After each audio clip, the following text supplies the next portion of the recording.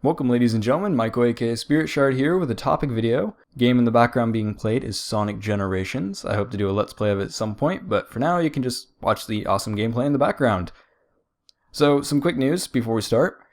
This video used to be called Vlog, but I decided to separate the devlog and the Spirit Play news from this type of video and just change this to topic. And so basically those types of news will be in separate videos. The devlog should be coming later this week on weapons and such. So make sure to check that out. But this video will be all about a single topic, and this will allow me to cover more topics without being held back by my development plan, which is kind of spread out at the moment. Also, to note, I am changing the format a little bit. I am doing this kind of free mouth, I guess. I don't have a script this time around, and I probably won't in the future. I want to see how this works and see if I can get this to flow correctly. And we'll just see how it goes, I guess. So, on to the topic. Topic for this week is Steam, Discovery Update and where it's headed. So Steam has been a huge part of the PC platform for quite a while now. It started off as this kind of clunky thing that no one wanted to use, and now it's huge. Like, there are PC gamers that only use Steam now. Like, if a game's not on Steam, they don't buy it. But it's also had a huge number of problems in the past. So one of the big problems we've had in the recent past, at least, before this big update, was finding new releases and finding new games, honestly. Because on the new releases, it always showed the newest thing. And pretty much, the newest thing was not always great. There were several good games that were just kind of hidden behind these kind of shovelware titles that ended up making it through Greenlight. Or I don't even know if they made it through Greenlight, they just kind of showed up all of a sudden. And it really pushed down a lot of good titles. And also the search functions were always terrible. Like, they integrated the tag system, which the tag system's great, if you think about it. But at the same time, the searching for it was just bad. I would search for an RPG when I'm looking for a JRPG, because JRPG wasn't an option. And I would find things like Skyrim and go through all that, and then Torchlight, and so on and so forth, and never actually find exactly what I'm looking for. But they've ended up updating a lot of things. So in this new update, besides the visual update that they've obviously had on the store page, like I'll just scroll through it now so I know what I'm talking about, they have kind of like what you would standardly expect up at the top. So at the top you have your big advertisement that they always have. You have your standard boxes, but below that, everything has changed. For one point, I need to mention this, is they have a customize button now. So you can customize what you see on there. So I've turned off early access because, yeah, those games are annoying to see. There's tons of them. And then you scroll down, you get the new feature, which is the adventure, or, well, what the Discovery Update really is the exploration queue or whatever it's called. And then you go down farther and you see the curators, and then you see those big bulk lists. Now the bulk list had one major change, which is the new releases, and it changed the new releases into popular new releases. So games that are getting some good reception will end up showing up on this list rather than just everything. And I think that's great. And there's also a button down at the bottom to just go to all new releases. So if you really want to see everything that's released, like I normally do, and I click on this daily pretty much, you can click on that button and just see everything. And scroll down farther and you'll start seeing recommendations out the wazoo. And I have tons of actually relevant recommendations, and they've done a really good job with all of that, in my opinion. There's certain games that pop up that I'm not really too interested, like Stalker. I'm sorry, I'm not a big Stalker fan, but it's there, and I'm like, whatever. But it is kind of relevant to the games I have in my library. So moving on from the visual update and the whole store page, the first thing I want to talk about, there's three big things that I want to talk about. Two of them I already mentioned. The first one I want to talk about is the store search. And this search has gone drastically improved. Now you still have the normal term and tag thing to where you can just type in what you're looking for. But before, it kind of just popped up. That was pretty much it. Like, if you typed in the Elder Scrolls, you'd find all the Elder Scrolls. But if you were looking for RPG, you'd search for RPG and you'd find all RPGs. Not something specific like an open world RPG. But now you can search by narrow tags, and not just the ones that they have suggested. It actually has a searching for tag system. So you can search for more tags, and that's freaking awesome. Because I can type in JRPG and find JRPGs. It's amazing, because I love JRPGs, I'm sorry. And then you can also type in things like linear, story-driven, open world, or anything like that. And it also has different sections, like different types. So now I can just search for games or just mods and stuff like that. And I think that was there before, but it definitely wasn't apparent. So the UI has improved a ton. And also, if you search something and click on a page, but you want to go back, it doesn't reset your search. I'm sorry, but like before, I wanted to shoot someone every time it reset my search. That was so annoying. And it doesn't do that anymore. And I don't know if that was just a glitch with my Steam, but it did it all the time and it was very annoying.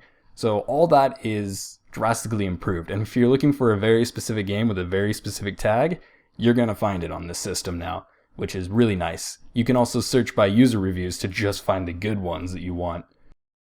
Alright, so now we head back to the store page and check out another thing called the Discovery Queue. That's what it's called, Discovery Queue. I don't know why I couldn't figure that out. Steam Discovery Update, that makes sense. Anyways, when you go to this, you click on it and it shows up a bunch of random games. But they're not necessarily random, I guess. Actually, I'd say it's not random enough, but I'll talk about that in a second. Pretty much it finds the types of games that they think you would like, and then mixes in some new popular new releases and things like that just to, push you over the edge of buying these new games.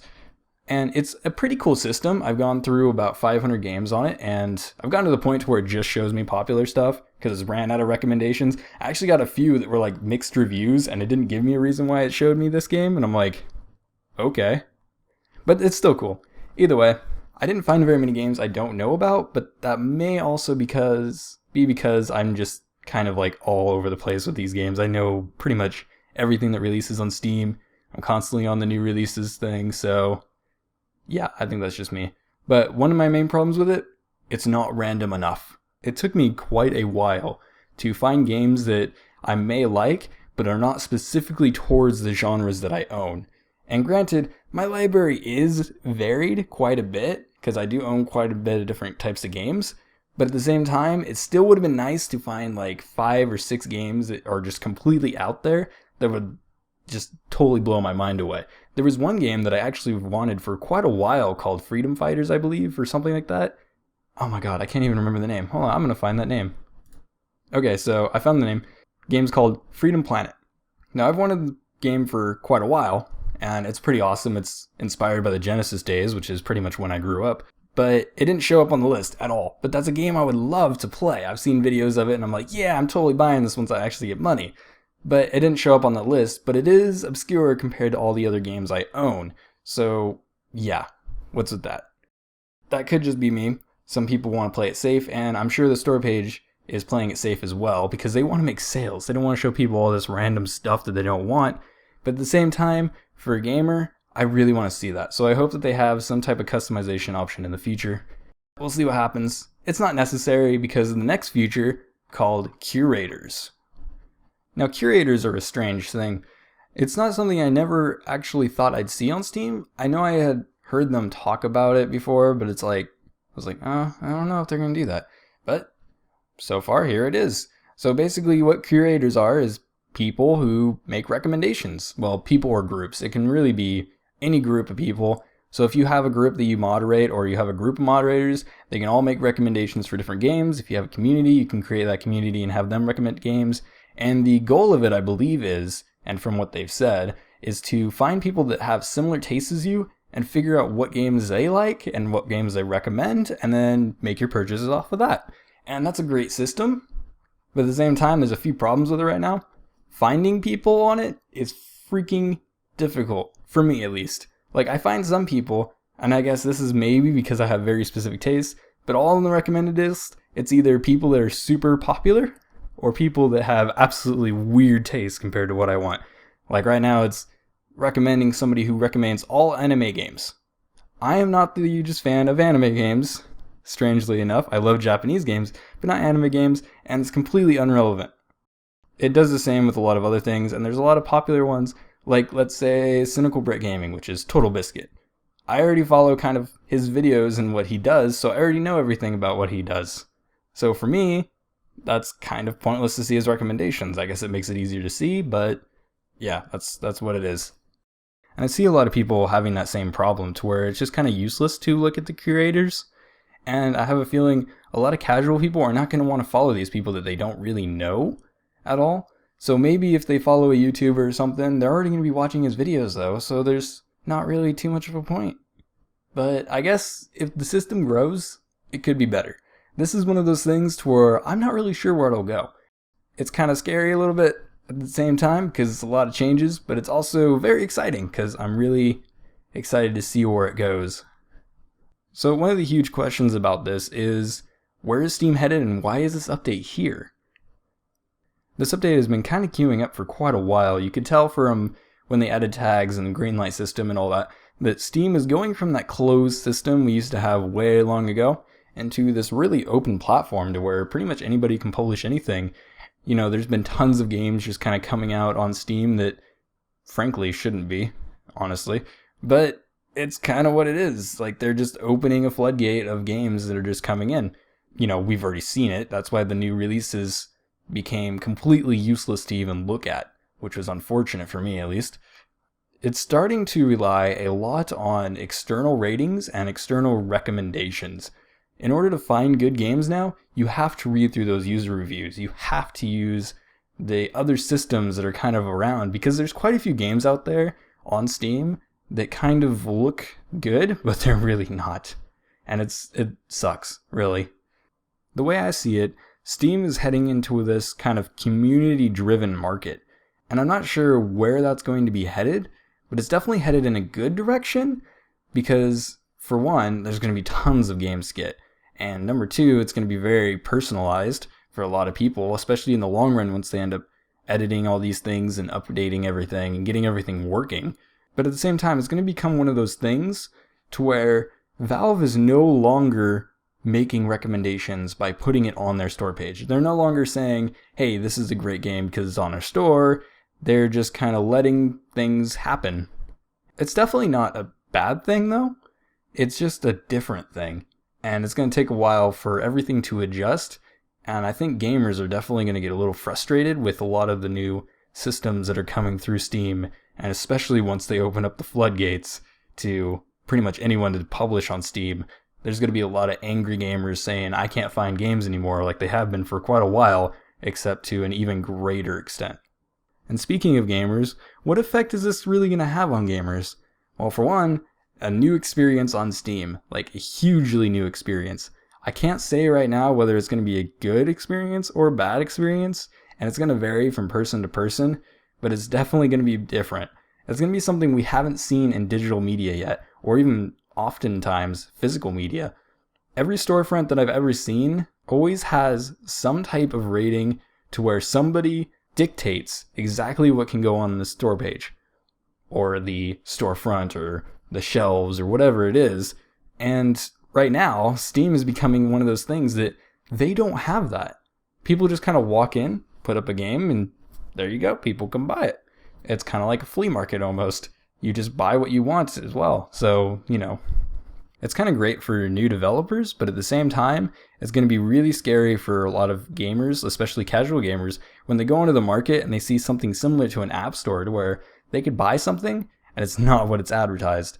That's why I really hope this curation system ends up picking up really well, because it's going to become very, very difficult to find really good games, especially for hardcore gamers or core gamers that are looking for something very specific, to find good games within that genre once all these new games come out. But keep in mind, this is one of those things that I have absolutely no idea where it's headed. This could end up going in completely different directions than what I'm guessing. Valve is keeping it very secret for what is going around, at least from what I've heard. I haven't been able to find any extra research besides a few YouTube videos talking about it as well, and none of that's really too creditable because they don't have a direct word from Valve. It's all just kind of speculation at this point. I can really say the same thing about the effect on developers. I'm not really sure where it's going to go.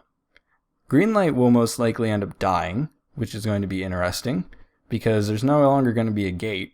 Valve has already mentioned that they don't really think the Greenlight system is doing what they want it to, and several developers have been like, hey, Greenlight's not exactly what we want it to be, and some people are getting screwed over by the system because they're just not getting that attention that they need. But at the same time, advertising is going to become even hugely more important. It's going to be ridiculously more important now, because Greenlight will no longer be able to act as kind of this gate to where, you know, if you latch on long enough, somebody's going to open it for you. it's going to become this system to where you'll be through the gate, but you'll be there with a giant crowd, and you'll have to find different ways to get noticed instead. So if you walk in there wearing a white cap like everyone else, you're not going to get noticed. So you got to have that nice red cap, and you got to have somebody, hey, look at that red cap, go check him out. Like if you don't get news written on your game, or you don't get YouTubers to check it out, or you don't have interviews, or you don't cause any type of controversy, you might not end up getting noticed at all, and this could be really, really harmful to new developers. But ultimately, I don't know where everything's going, and I really hope that it ends up going in a good direction. I have high hopes for Valve. They've been doing really good work with Steam in the past. They've made huge improvements, in my opinion at least, over this, and as a final word, I just hope that they realize that this is going to be a community-driven market afterwards, and that they really start improving the community sections. So thank you for listening. This has been Michael, aka Spirit Shard, on the topic of Steam's Discovery Update and where it's headed. Make sure to like, comment, and subscribe as you see fit. See you next time.